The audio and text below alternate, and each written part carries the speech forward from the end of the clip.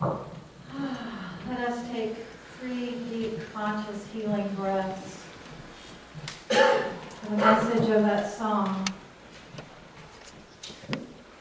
the message of St. Francis of Assisi.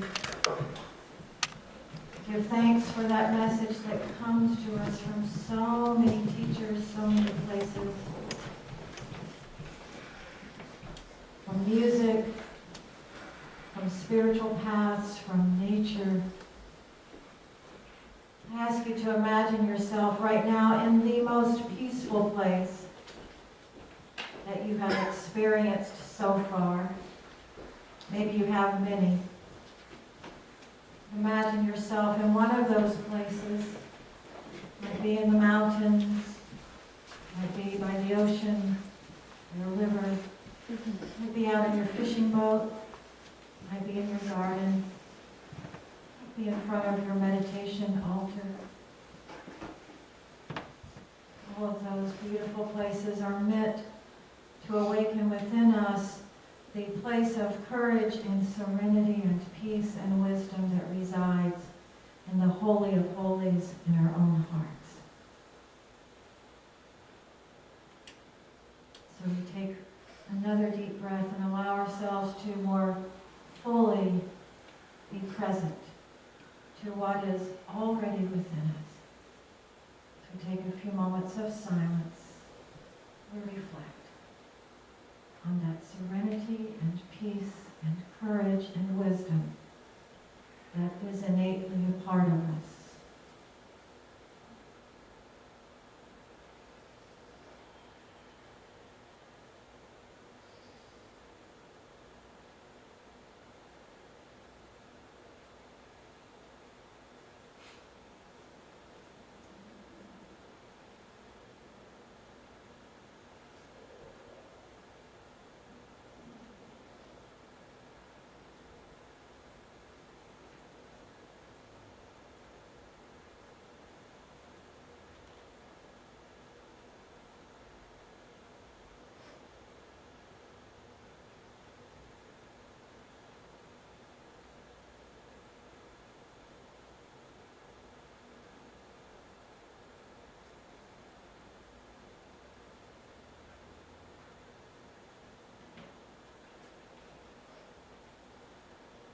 We give thanks for knowing that this is who we are. Peace, courage, wisdom, serenity. And from this beautiful, beautiful awareness, we bring to our consciousness those that we are holding in love and peace and prayer. Those who are still living in physicality and those who have now passed from their physicality. Remember our beloveds, our community, our friends, in prayer. And if you feel comfortable or so moved to speak their names out loud, then please do speak them into this beautiful reservoir of peace and healing.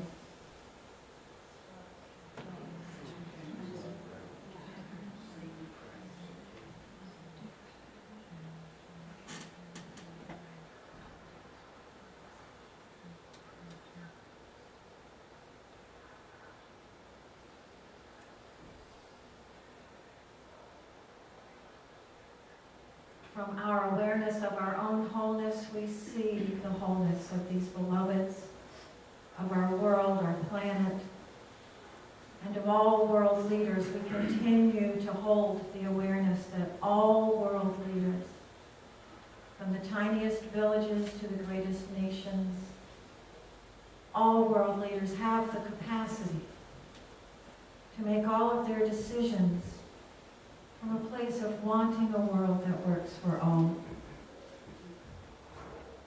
We give thanks for this capacity, and we watch it grow and grow. We give great thanks in the name and in the light of the living presence of peace and love known by many names. And so it is, and so we let it be. Namaste.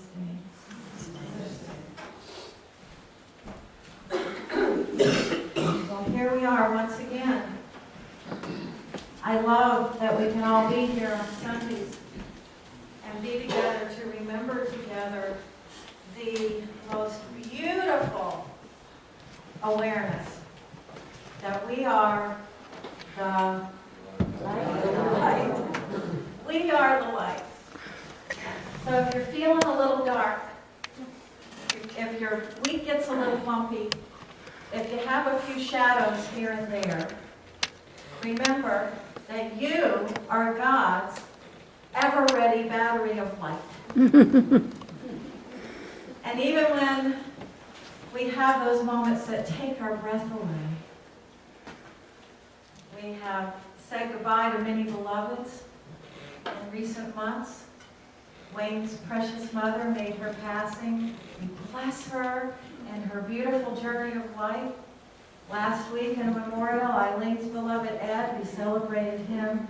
Many of you have come to me with the stories, the reports of some of your beloveds. Dave and I were just noting recently that this past season, the last 6 weeks to 2 months, we've said goodbye to some beautiful beloveds that we shared our journey with. So we pause. We take a deep breath. And we remember that there is this most amazing awareness that we are eternal spiritual beings. We always have been. We always will be. And I've said it so many times, you could probably say this part for me. We're in a temporary life expression here.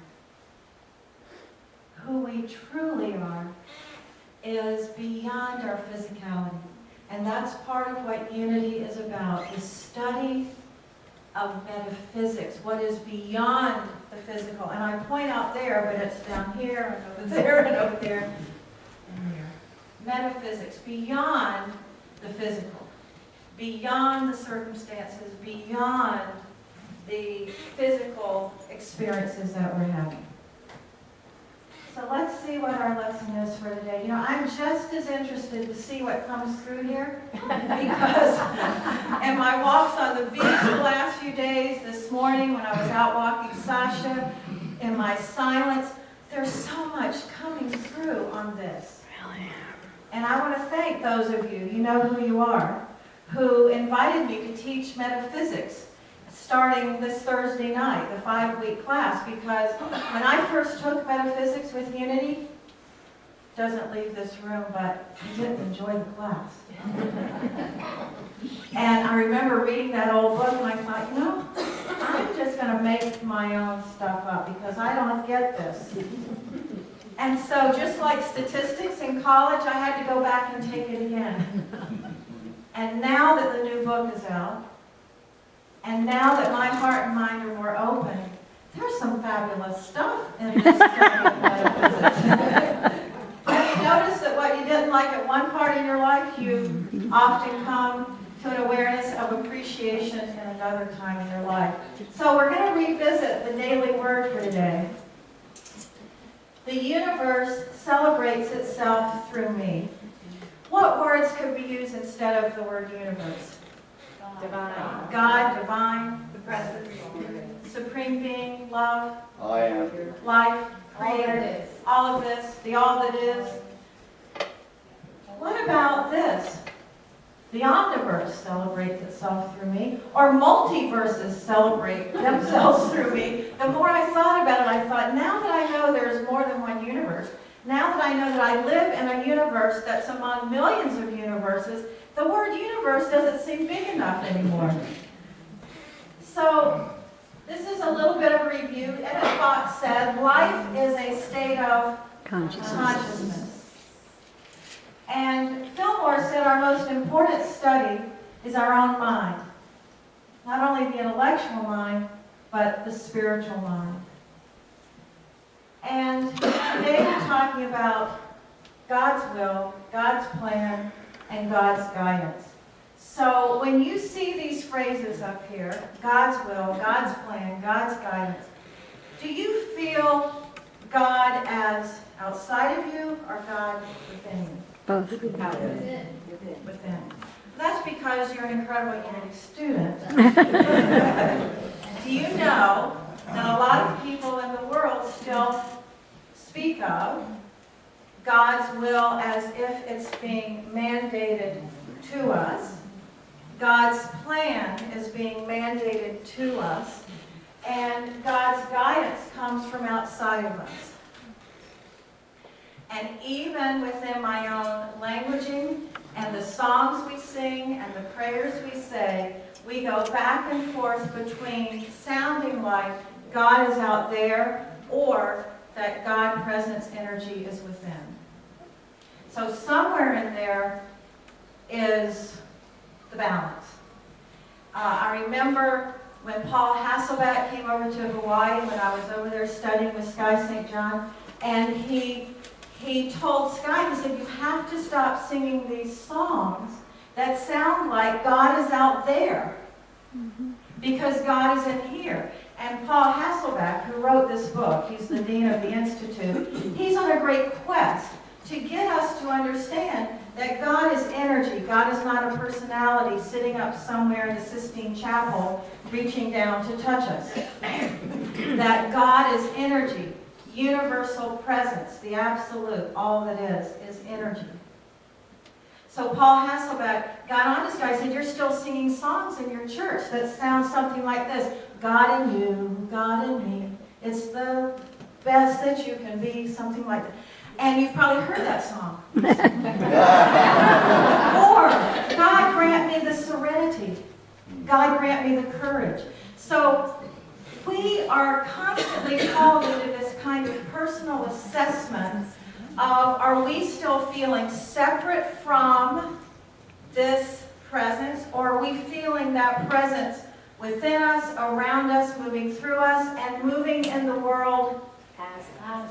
Ooh, I'm glad you said it, because we already have a crack in the ceiling. That universal presence moves through the world as us.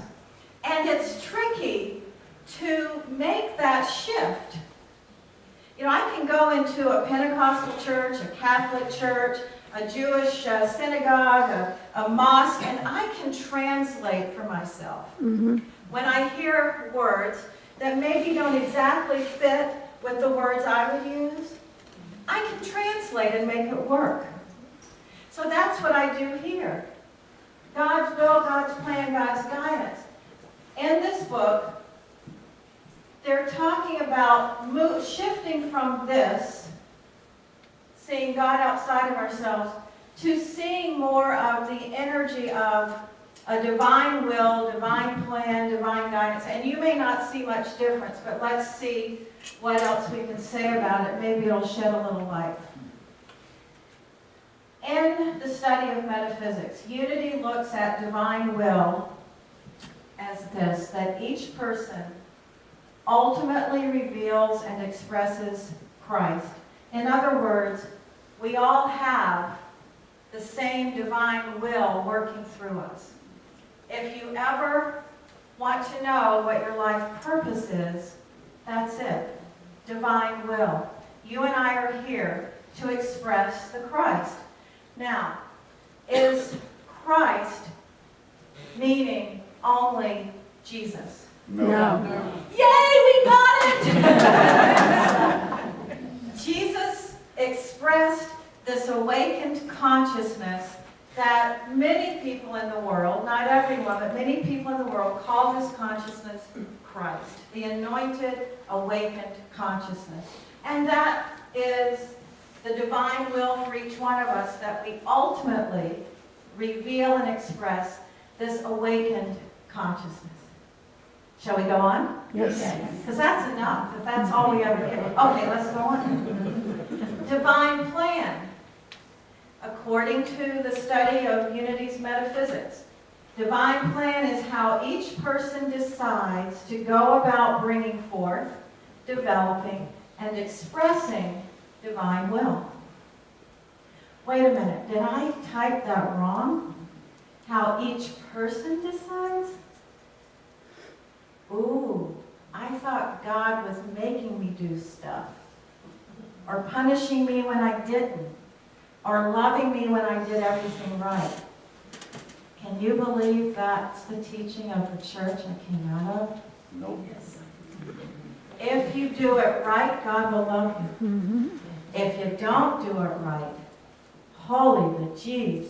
If you don't do it right, really bad things are going to happen. This says, according to unity, according to the study of metaphysics, divine plan is how each person decides to go about bringing forth and developing and expressing the divine will, which is what? To express Christ. Christ. Divine guidance. I love this one. Divine guidance is the supportive flow of divine mind. There's constantly moving through our lives a divine flow of guidance. How many of us have said, well, I just wish God would tell me what to do. I just wish that I would get some clarity on what I'm supposed to do. And we sometimes speak as if there's a shortage of divine guidance and we've got to work really, really hard and pray and pray and pray until divine guidance comes to us. Here's what we're really doing. We're giving ourselves over more and more to listening, to being aware, and to seeing what is next right and divine step. The guidance is constantly moving through us and around us. Constantly. A lot of us, me included, miss a lot of it. It's like listening to Jean Houston. She has such a great mind and she's speaking. And if I pause to reflect on one statement, I've missed the next 20 statements that come. So when I'm listening in silence and prayer and meditation, I have to shift to a way of listening where I can be in awareness of this divine flow. It's constantly coming through. So please don't fall into the trap. And when I do, remind me, like slap me. Remind me that divine guidance is always moving. Divine guidance is always available to us. Always. Is there a time when divine guidance is not available? No. Divine guidance is always moving through us and around us. There's So let's review. times when we're not available. Divine will, that each person ultimately reveals and expresses Christ. It's true for all of us. Divine plan is how you and I decide how we interpret divine guidance and how Christ wants to express through us. And divine guidance, the constant, eternal, ever-flowing divine mind that moves through us and around us. So,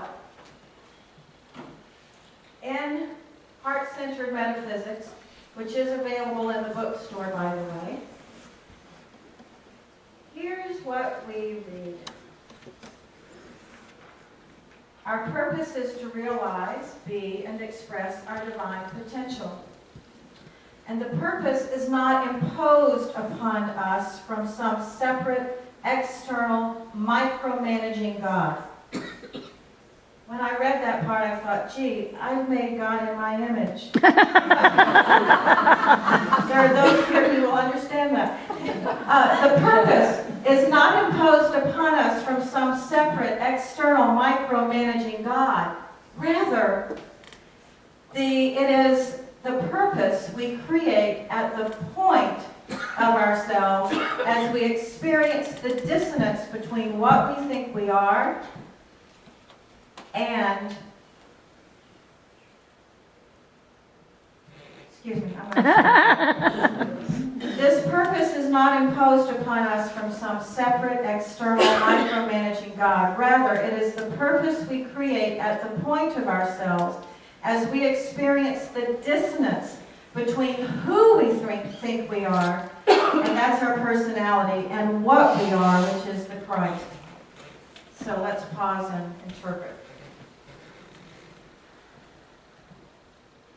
There is this dissonance that happens between who I think I am and what I am.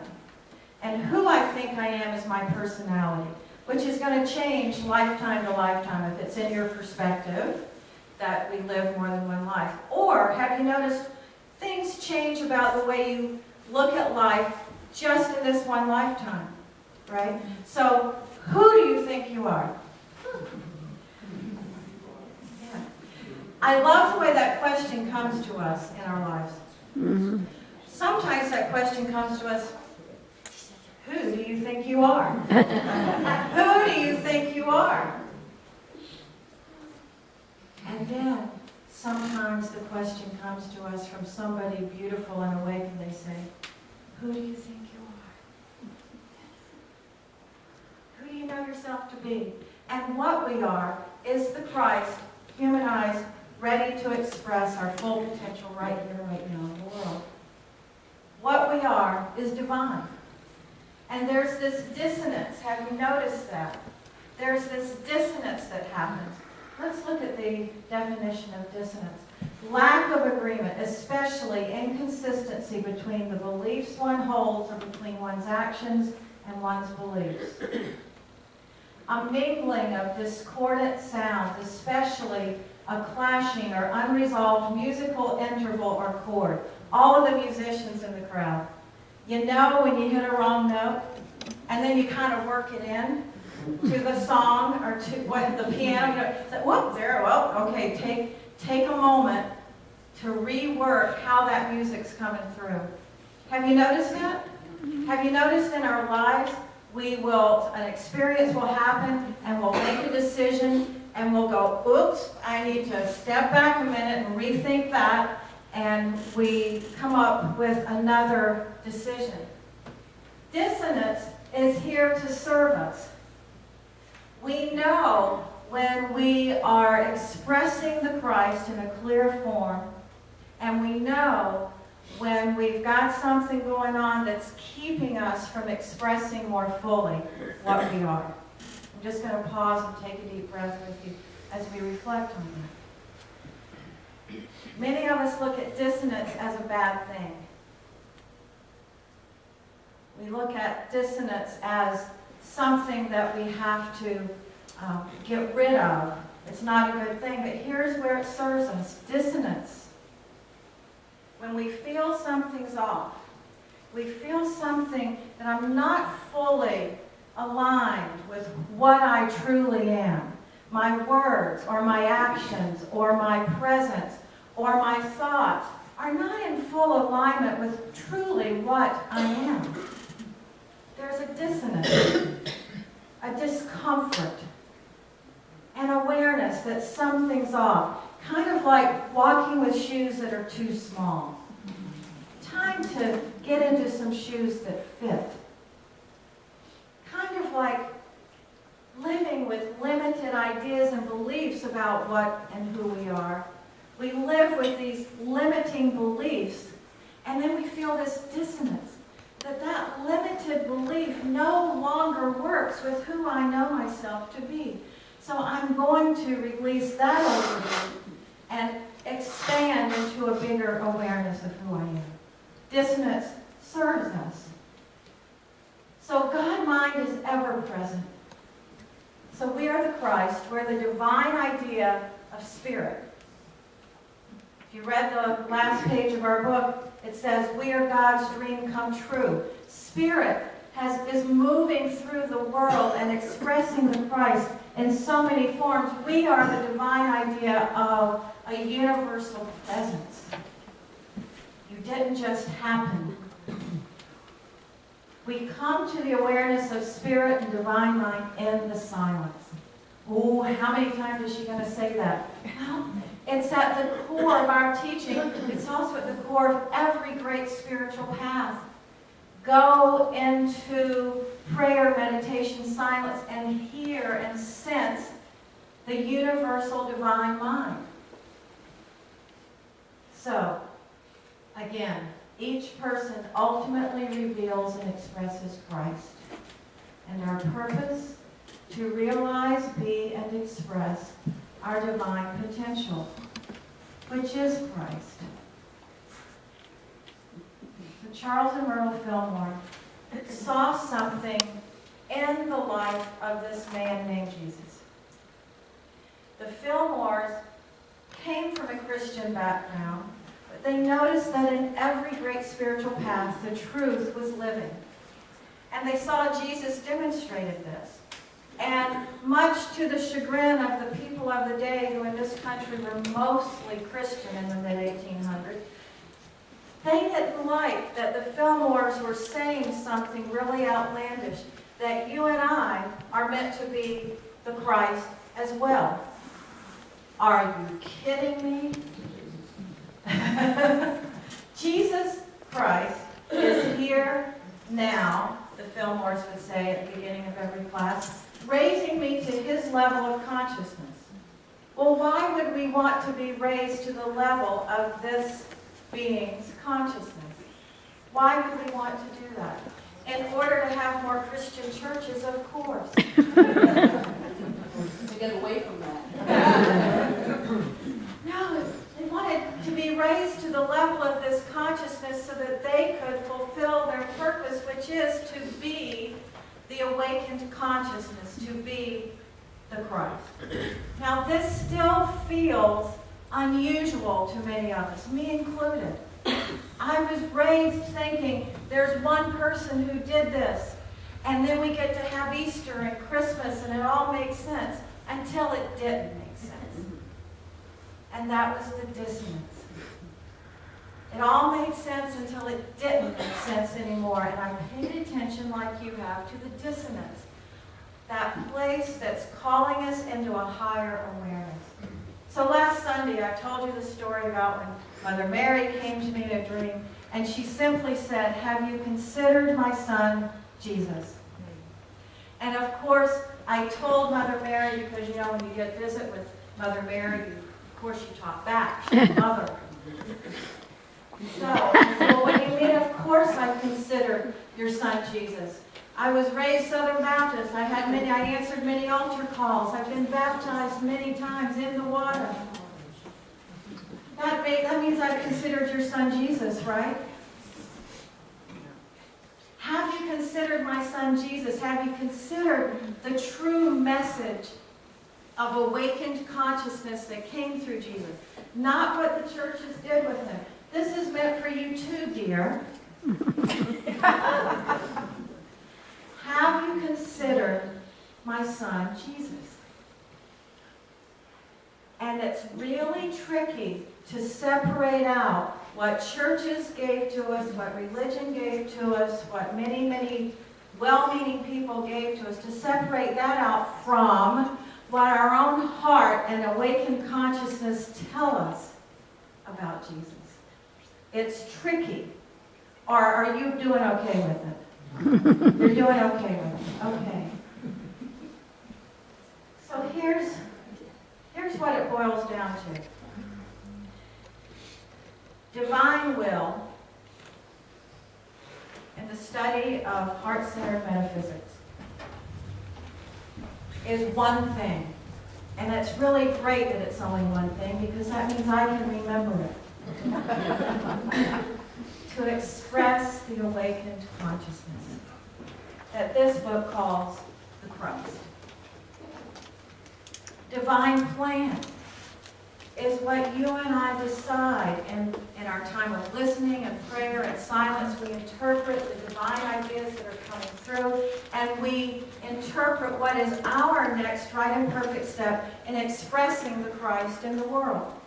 As a midwife, as an artist, as a mother, as a grandparent, what is my next right and perfect step in expressing awakened consciousness? And divine guidance is constantly moving through us and around us. Pay attention, listen, watch, observe, dreams, waking ideas, insights, what other people say to you, what nature says to you. Divine guidance is always around us and within us. So let's take a deep breath. What is divine guidance saying to you about your next right and perfect step? And it's for you personally, and it's also for the organizations that you're a part of. which is a segue into the divine will and plan and guidance for this church community. And that's what we're doing this afternoon in the annual meeting. We're calling forth blessings. We're coming together to determine some of our next right and perfect steps. It doesn't just come from a manual where we say, okay, let's see. Okay, here's where we should be. This is the manual that tells us our next right and perfect step. Those manuals are helpful and lovely, but we are calling forth divine wisdom, seeking and listening and being present to how Spirit's moving through this church community. Have you noticed all of the incredible people that are showing up with lifetimes of experience that are adding into our next right and perfect step? Well, sometimes divine guidance touches some people's hearts to serve on the board. And I just want to ask our board members to stand, those of you who are here, because I want all of you to love and appreciate these people who listen to divine guidance and see as part of their expression of the Christ, they are serving on the board of directors. Lloyd, that's not you yet, huh? But I like your zeal for some future moment. So our board members who are present right now, Javier Lopez, Paula Rogers-Brandt, Cynthia Swanson, Angie Durham, and Kate Richter, and Bunny Von Healy. Have I missed anybody? And our alternates are Mary Wagner. Mary, would you stand? Yes. And Terry Navaria. Could you stand, our alternate? Would you please love them and give them...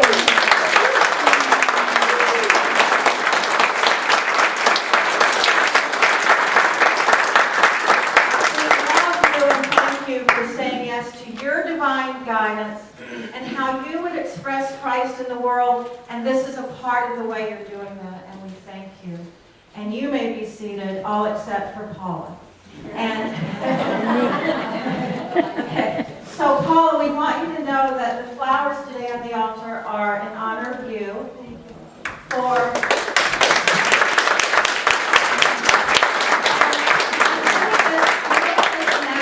because I know some of you may have to slip away, but I know 99% of you are staying for the annual meeting. I just know that. But I wanted all of you to be aware that Paula said yes to finishing out Jenny Miller's term, and then she served 2 more terms on the board. And flowers are just a tiny, tiny token. And the rest of the gift is in here. Yes, massages. Isn't that great?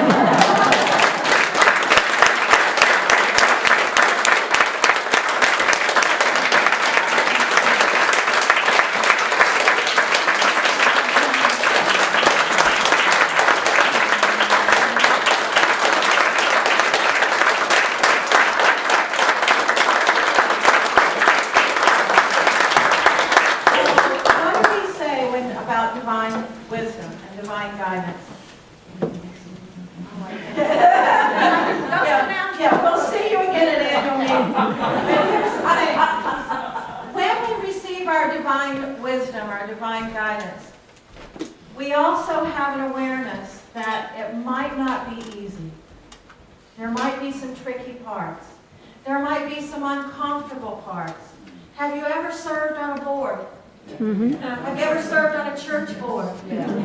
How many of you know when you're part of an organization, it's a family system? And guess what you get to do in a family system? You work out your salvation. And I am happy to say that Paula and I have fallen in love with each other. We have risen in love with each other. We have found a place of loving agreement, even beyond all the rough places that we had to take care of from our history that we brought with us onto the board, and then all the psychotherapists are going like this. And so I'm here to tell you that sometimes, and you know this, divine guidance will take us into places that may have some uncomfortable parts, because when we've given ourselves over to expressing the Christ, everything that is unlike the Christ is going to come up for transformation. Hallelujah! And it's the best news. It's Amen. the best news. The best news is we're all destined to express the Christ. Every one of us. No one's exempt. And that is the beautiful study of metaphysics. Nobody's left out from the divine, magnificent expression of this awakened consciousness. Nobody is left out. Nobody. Well, what about those people over there who don't believe like us? Nobody. What about the people next door at the bar? Nobody. Everybody, everybody is destined to express the Christ. Now there's two more people. Uh-oh, one of them left. Dee and Tom Jones. Did he not like what we were saying? No. So I want to welcome Tom and Dee Jones into our church membership. And I'll just tell you, Dee, would you stand for both of you? Dee and Tom have come here from Johnson City, Unity in Tennessee.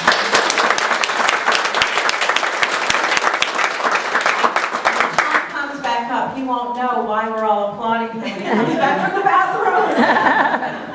And we want to honor that they are longtime Unity people, founders of the church there, served on the board there. They're already helping here at the church, and they've only been here just a brief few weeks. And they transferred their membership. I wanted just to honor that we are guided by Spirit, by Divine, to associate and affiliate with organizations that we feel are carrying forward this expression of Christ in the world. And this is one of those places. So for all of you who've become a part of this church community, either as voting members or not yet taken your voting membership status, you're all a part of creating what happens in this tiny little place called Unity Christ Church. And we hope that you will feel the move of Spirit or divine guidance to awaken in you what are the ways that you want to express the Christ here as one of your places where you're creating a world that works for you. We hope you'll feel welcome to be with us at the annual meeting, and we hope you'll feel welcome to be the light of the world here and everywhere you go, because that's what the message is. You are the Christ expressing in the world. And if you don't yet fully know it, just hang around a little bit. Namaste.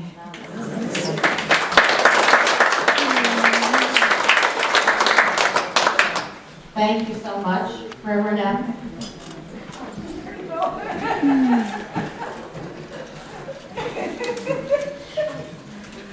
Okay. Divine guidance does come in many different ways. And Yay, dog!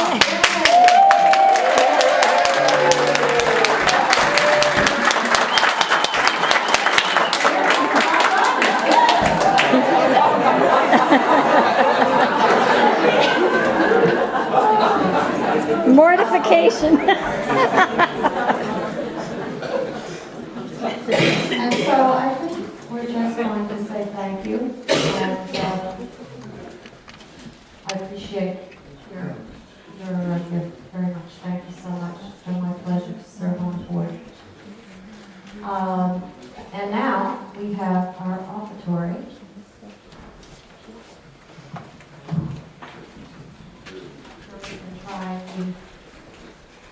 Okay.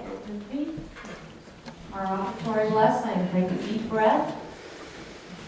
Connecting to Source. Arms raised upward. I am light flowing through me, blessing these gifts to radiate peace.